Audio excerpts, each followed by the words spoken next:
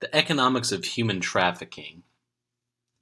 Every year, around 136 goods from 74 different nations are produced by traffic labor.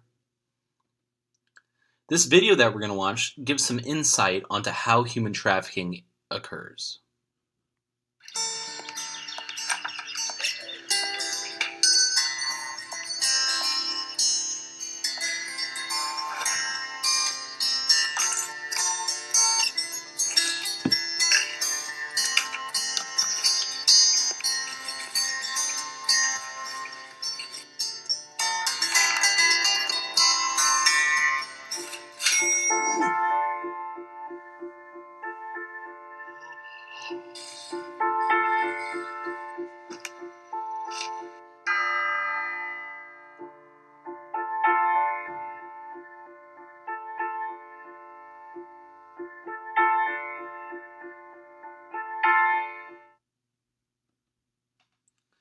In 2016, there was 7,572 cases of reported human trafficking.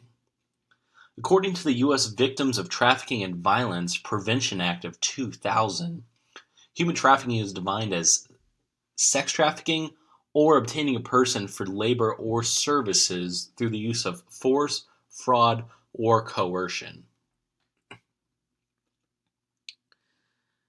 Since 2007, the National Human Trafficking Hotline has received reports of more than 4,800 labor trafficking cases and 14,000 sex trafficking cases.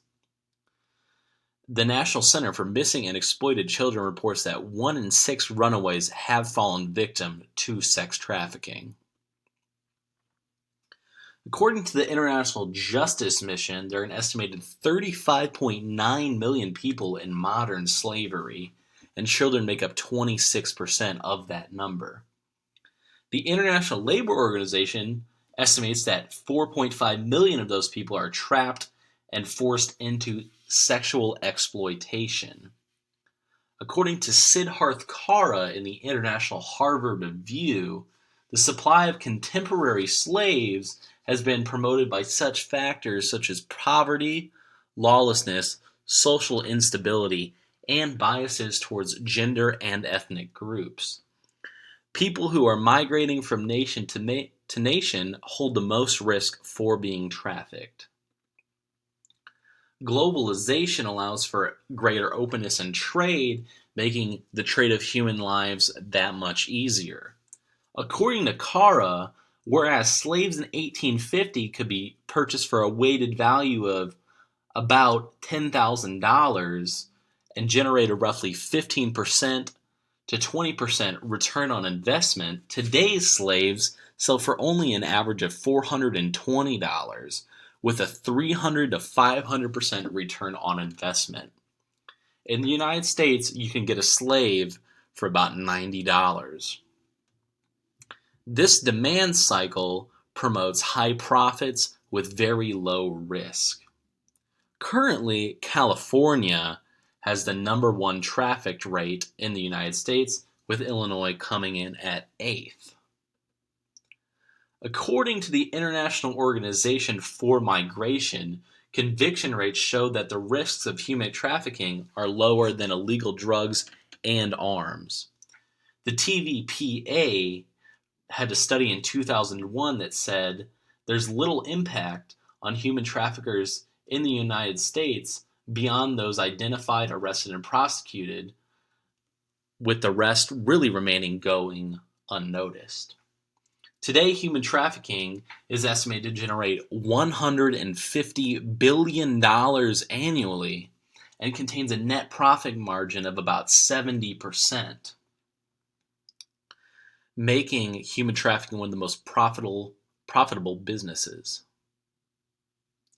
Organized crime is largely responsible for the spread of international human trafficking. Corruption and greed make human trafficking easy and lucrative, especially in areas where opportunities for education and legitimate employment are not readily available. Crime groups involved in human trafficking are also involved in transitional trafficking of drugs and firearms as well. In societies where women and girls have no value or are undervalued, women are at the highest risk for being abused, trafficked, and coerced into sex slavery, women making up the largest demographic of trafficked individuals. In conclusion, it's a high demand for human trafficking because of the minimal risks and possibility for high profits. These are our sources. Thank you, class. Have a great day.